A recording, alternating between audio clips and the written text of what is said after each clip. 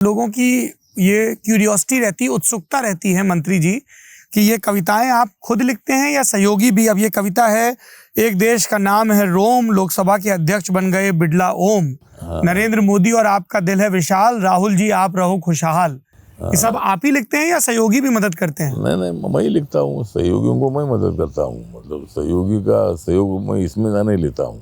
बाकी के लोगों बाकी कामों में सहयोग तो रहता है, लेकिन मैं ही लिखता हूँ। मतलब मुझे वो आदत है, तो मुझे एकदम स्मरण में आ जाता है कि भाई किसको क्या जोड़ना है जी, कब किसी के साथ जोड़ना है, ये मुझे मतलब मालूम होता है। तो इसीलिए ये आदत मुझे है। और इसीलिए मतलब आज इंडिया टुडे और जमघट में मेरी इंटरव्यू हो रही है। आज इंडिया टुडे और जमघट में आज मेरी इंटरव्यू हो रही है। आज ज़रूर मैं चढ़ा दूंगा इंडिया टुडे के ऊपर ताज। तो इंडिया टुडे एक बहुत ही बेहतरीन वीकली है, और हिंदी में इंग्लिश में इंडिया टुडे आता है। आप ऑल इंडिया में किधर भी आप जाएंगे तो हर रेलवे के स्टॉल में, हर जगह पर स्टॉल में इंडिया टुडे अपने को दिखाई देता है।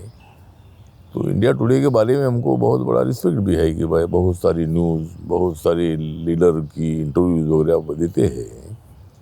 तो ये मतलब हमारा जीवन रहा है, मैं जीवन रहा है। आपके शुरुआती जीवन पे आ रहा हूँ। कविता की बात हो रही है। 3 लेखक, राजा ढाले, जेवी पवार और नामदेव ढसाल, ये संघर्ष से निकले हुए वो 3 साहित्यकार हैं जिन्होंने महाराष्ट्र में दलितों पर हो रहे अत्याचार के खिलाफ दलित पैंथर्स आंदोलन की शुरुआत की थी। आपकी इन तीनों से जुड़ी हुई क्या यादें हैं? हाँ सौरभ जी, मतलब मैं इनके साथ रहा हूँ। मतलब ये तो सब पूरे सीनियर नेता है, मेरे लिए रिस्पेक्टिव नेता है। राजा ढाले, नामदेव ढसाल, जेवी पवार ये साहित्यकार भी थे।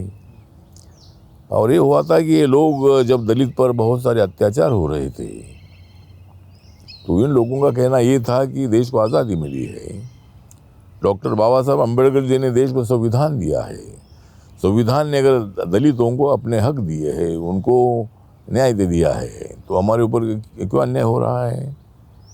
तो इसीलिए मतलब ये साहित्यकार बहुत ही विद्रोही लिखते थे, कविताएं विद्रोही लिखते थे। कोई कविता आपको ध्यान है नामदेव ढसाल की? कोई नामदेव ढसाल की कविता जो आपने शुरुआती दौर में सुनी हो जब आप आंदोलन से जुड़े? नहीं, कविता तो उनका जो गोलपीटा नाम का एक मतलब एक कविता संग्रह आया था। गोलपीटा जो होता है, जहाँ देवदासिया या रेड अलर्ट का जो एरिया होता है, वहाँ नामदेव ढसाल रहते थे। उनके पिताजी और माता जी उधर ही रहती थी।